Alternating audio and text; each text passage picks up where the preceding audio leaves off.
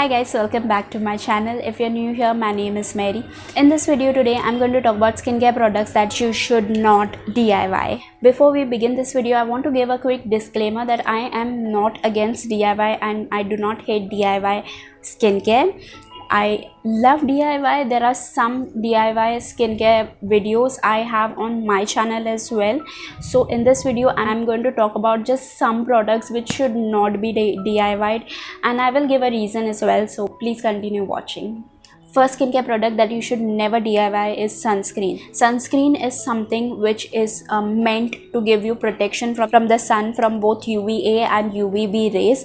These products are formulated with a lot of chemicals and those ingredients which are a bit complex in nature. Ingredients like zinc oxide and titanium dioxide should not be used in a home environment. They're formulated in a skincare lab by people who are experienced and experts and who know what those ingredients are and how to handle them with care. It can be too dangerous working with these ingredients when you try to DIY them. Make the whole mixture will not be effective like a regular sunscreen which you get in the market.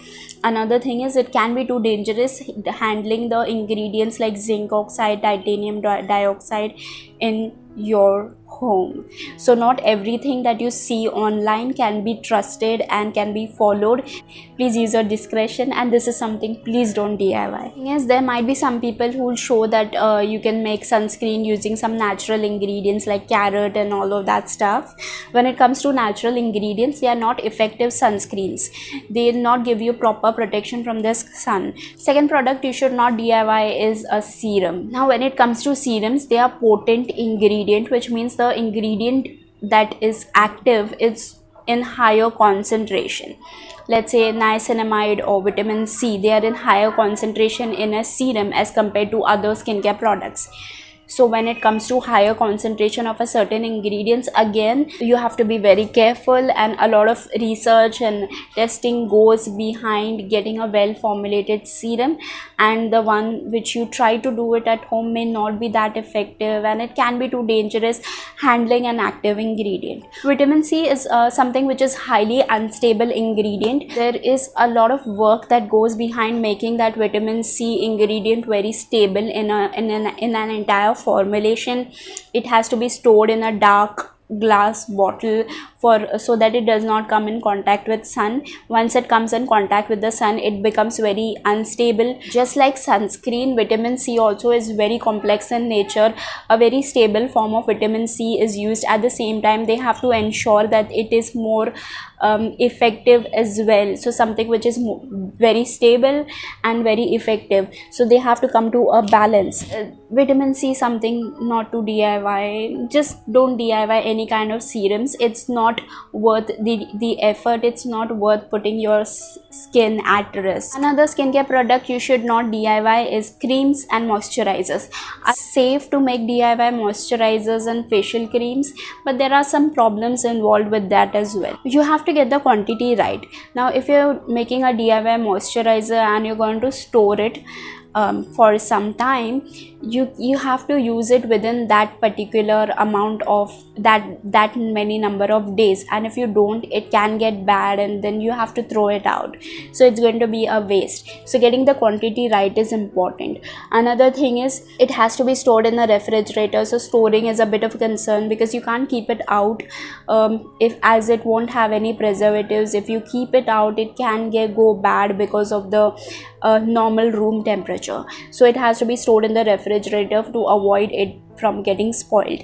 And even if you store it in the refrigerator, you can't keep it for more than like 10 days depending on what ingredients are used. All of those store-bought products are formulated with preservatives so that they don't go bad, and it can have a longer shelf life. To get all of those ingredients together, it becomes sometimes more expensive than what you get in the store. Because of these reasons, it's not very cost effective. It's you have to be very careful with storing it, and all of these factors considered, this is the reason I would say that don't DIY creams and moisturizers. The last product you should not DIY is a face wash.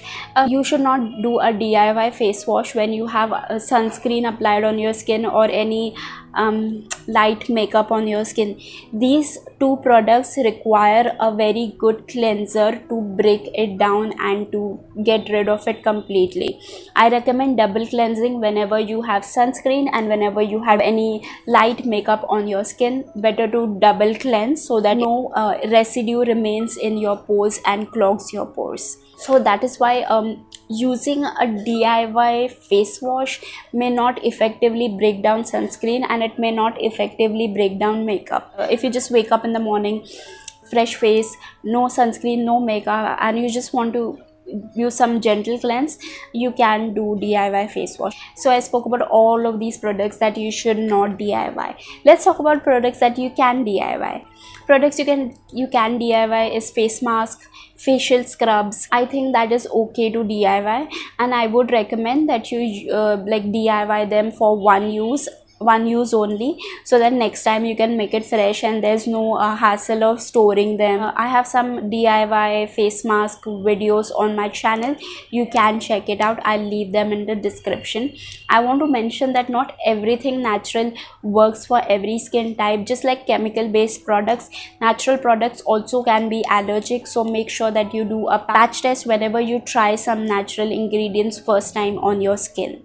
So yeah, these are all of the things that I wanted to talk about. I hope you found this video helpful, and if you did, don't forget to hit the thumbs up button.